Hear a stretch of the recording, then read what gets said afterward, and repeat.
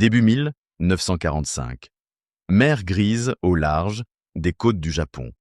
Un F-4U Corsair américain se tait après une panne moteur. Il se pose sur le Pacifique. Il dérive. Le pilote s'extrait. Des patrouilleurs arrivent. Bientôt, des équipes japonaises hissent un chasseur cabossé, mais en grande partie intact, sur une barge. Ils ne le savent pas encore. Mais ce qu'ils ont récupéré est une fenêtre sur l'industrie de l'adversaire, autant que sur sa puissance aérienne. Pendant près de 3 ans, des pilotes japonais avaient affronté ce chasseur américain dans les îles Salomon, à Rabaul, aux Philippines, et maintenant au-dessus des îles principales du Japon. Ils respectaient sa vitesse, sa puissance de feu et sa robustesse. Mais jamais ils n'en avaient examiné un en détail. L'histoire de la rencontre du Japon avec le F-4U Corsair n'est pas seulement un récit d'appareils capturés. C'est le moment où les spécialistes de l'aéronautique japonaise se sont retrouvés face à toute l'ampleur de l'ingénierie et de la capacité de production américaine. La lignée du Corsair remontait à 1938. Une réponse radicale à une exigence de la Navy. Un chasseur capable de 400 miles à l'heure en vol horizontal. L'équipe de Chance Vought, dirigée par Rex Beisel, a construit l'avion autour du Pratt & Whitney R2800, double Wasp à 18 cylindres. Un moteur de 2000 chevaux dans ses premières versions, avec un potentiel accru à mesure que le carburant et la suralimentation s'amélioraient. Pour encaisser cette puissance, ils ont fixé une hélice Hamilton standard hydromatique de 13 pieds et 4 pouces, la plus grande jamais montée sur un chasseur monomoteur. Le défi d'ingénierie fut immédiat. Comment donner assez de garde au sol à une hélice aussi grande et garder un train d'atterrissage compact et solide pour l'emploi sur porte-avions? La solution devint la signature du Corsair. Plutôt que des ailes droites, l'équipe créa une aile en mouette inversée. Les racines d'ailes descendent depuis le fuselage, puis elles remontent vers les extrémités. Cela permet des jambes de train plus courtes et un bon dégagement pour l'hélice. Cela réduit aussi les interférences aérodynamiques à la jonction aile-fuselage. Le prototype XF4U1 a volé le 29 mai 1940. Cet automne-là, l'appareil a enregistré une vitesse au sol de 405 miles par heure, avec un vent arrière, entre Stratford et Hartford. Preuve que l'objectif de la marine américaine était à portée. Les appareils de combat de série approcheraient 380 miles par heure dans leur première de version. Et les performances augmenteraient ensuite, à mesure que le type mûrissait. L'examen japonais s'est concentré surtout au Yokosuka Naval Air Technical Arsenal et à l'Institut de recherche de l'armée à Tachikawa. Ces organismes avaient déjà étudié des types alliés capturés. Cette fois, la cellule était remarquablement intacte. Malgré l'exposition à l'eau salée, la structure montrait peu de dommages de combat. Les ingénieurs ont commencé par de la photographie métrique. Une envergure un peu au-dessus de 40 pieds 11 pouces. Une longueur un peu au-dessus de 33 pieds. La géométrie des ailes repliées et des charnières robustes. Elle rendait le rangement sur porte-avions pratique. L'aile en mouette inversée a tout de suite attiré l'attention. Les concepteurs japonais savaient pourquoi elle fonctionnait. Mais ils ont aussi noté la charge de fabrication. Des courbures de complexes, des angles précis et un outillage de haute qualité. Il fallait cela pour garder chaque panneau et chaque nervure conformes aux cotes. Une surprise se trouvait dans les surfaces externes des ailes. À l'arrière du longeron principal, dans les panneaux extérieurs, les revêtements étaient en toile. Comme les ailerons, les gouvernes de profondeur et le gouvernail de direction. En 1944 et 1945, la plupart des chasseurs avancés étaient entièrement métalliques. Alors pourquoi de la toile? Pour gagner du poids là où les charges étaient faibles. Des revêtements soigneusement enduits économisaient l'aluminium et simplifiaient les réparations. Sans pénalité dans les zones peu sollicitées. C'était un rappel. Un bon design ne vise pas seulement la résistance maximale. Il place la résistance là où elle compte. À l'intérieur des ailes, le longeron principal se révélait être une pièce forgée massive et de haute qualité. Les ingénieurs japonais connaissèrent la théorie. Le choc venait de l'exécution. Des pièces forgées en alliage d'aluminium de cette taille présentaient des propriétés homogènes et très peu de défauts. Elles reflétaient une base industrielle capable d'un travail soutenu sur presse lourde et d'un traitement thermique précis. Des nervures embouties et des ferrures usinées montraient des tolérances serrées et une bonne reproductibilité. En 1945, les usines japonaises étaient frappées par les pénuries et les raids aériens. Elles peinaient à maintenir ce niveau de constance. L'armement racontait la même histoire. 6 mitrailleuses Browning AN-M2 de calibre .50 étaient logées proprement dans les ailes. Les boîtes de munitions, les systèmes d'alimentation et les goulottes d'éjection étaient intégrés en un système complet. Les armes étaient fiables. Les chemins d'alimentation étaient tolérants. L'accès pour la maintenance était simple. La découverte de 150 livres de blindage du poste de pilotage et d'une épaisse vitre pare-balles renforçait l'impression d'une philosophie américaine de conception. La survivabilité était intégrée dès l'origine. Elle était rendue possible par une puissance moteur abondante. Le Corsair démontrait que le poids de protection pouvait coexister avec de hautes performances. Lorsque l'industrie pouvait fournir des moteurs puissants, une essence à haut indice d'octane et une intégration précise de la cellule. Le moteur dominait. Le R2800 double Wasp était un chef-d'œuvre. 2 rangées de 9 cylindres, 2800 pouces cubes. Les ingénieurs japonais avaient déjà vu des R2800, mais rarement dans un état qui permettait une étude approfondie.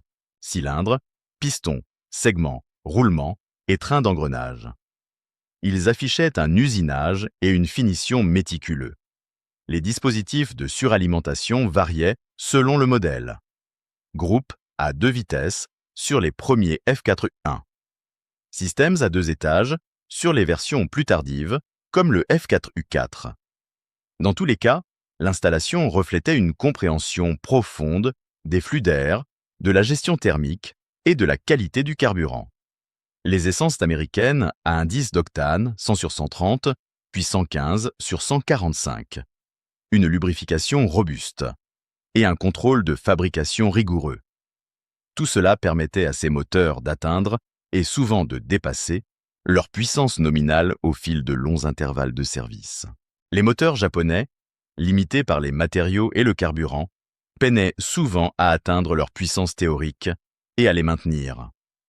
Le système d'hélice représentait une autre frontière de la précision, une hydromatique à pas variable énorme. La fabrication des pales, l'hydraulique du moyeu et les commandes du régulateur exigeaient des tolérances strictes, difficiles à tenir sans machine-outil avancée et sans chaîne d'approvisionnement stable. Dans toute la cellule, les petits détails s'additionnaient.